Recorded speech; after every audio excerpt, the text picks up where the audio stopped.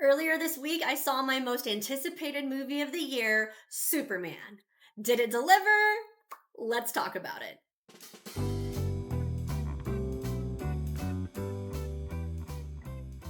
Superman, directed by James Gunn, reintroduces the Man of Steel as he navigates both being a Kryptonian alien icon and a small town farm boy in a world that's still figuring out if it can trust him.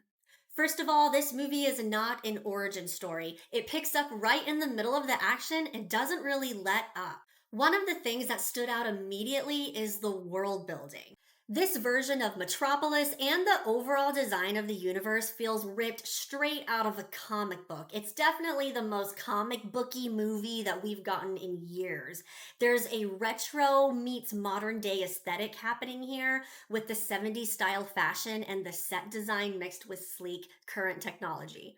It feels totally unique and really sets the tone for the movie. And even though I love grounded and gritty movies, I gotta say, I wasn't as much of a fan of Man of Steel from Zack Snyder, but I love how this movie just leans into the fantastical, whimsical, zany elements of this comic book universe.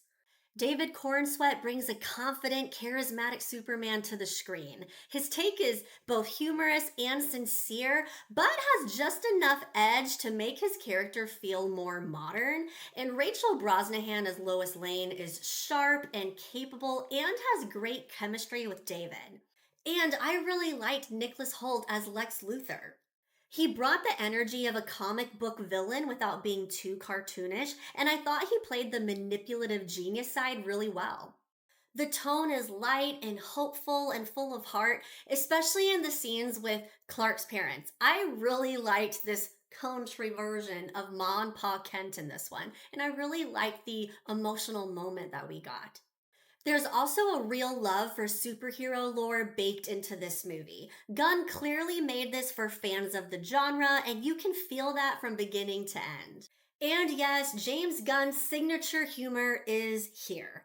If you're familiar with Guardians of the Galaxy or the Suicide Squad, you know what you're getting into.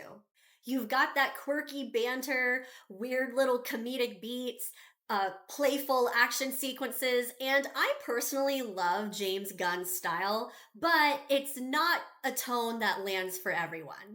Like I said, this is not an origin story. At this point, pop culture knows who Superman is and his overall origin.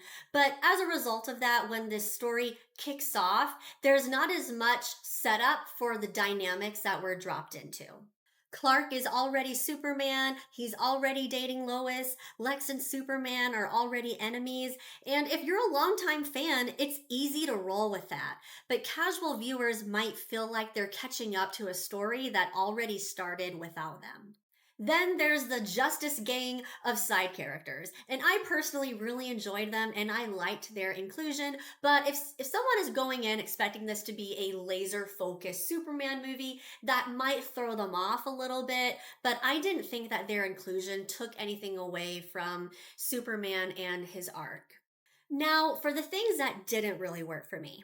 First, I personally find the third act to be a bit overstuffed. There are a lot of moving pieces, plot threads, big moments, and I found that the flow of the story tends to buckle under all that weight.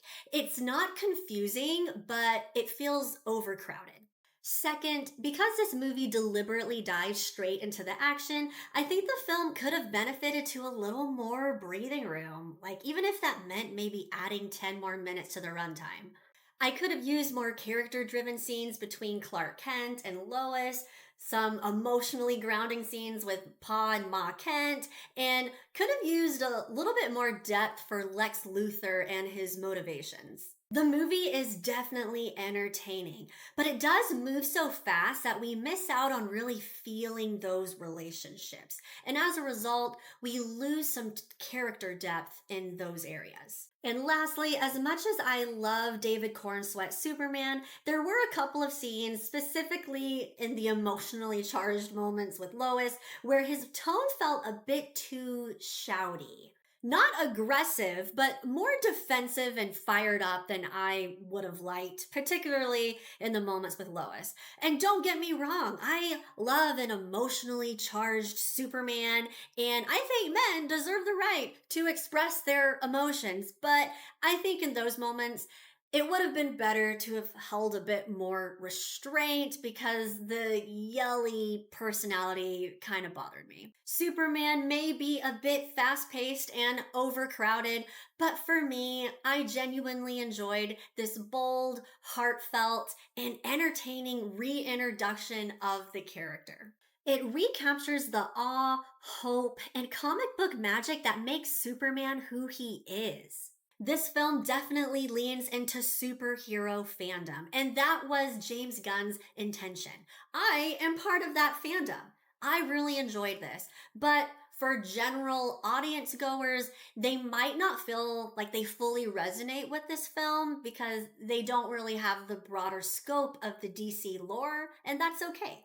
As someone who grew up watching the Christopher Reeve Superman films, Superman from 1978 will always be number one in my heart, but I think this one might be ranked number two for me, even though I am a big fan of Superman 2 with Christopher Reeves. So I gotta say, as far as Superman movies go, I think this is one of the greatest of all time.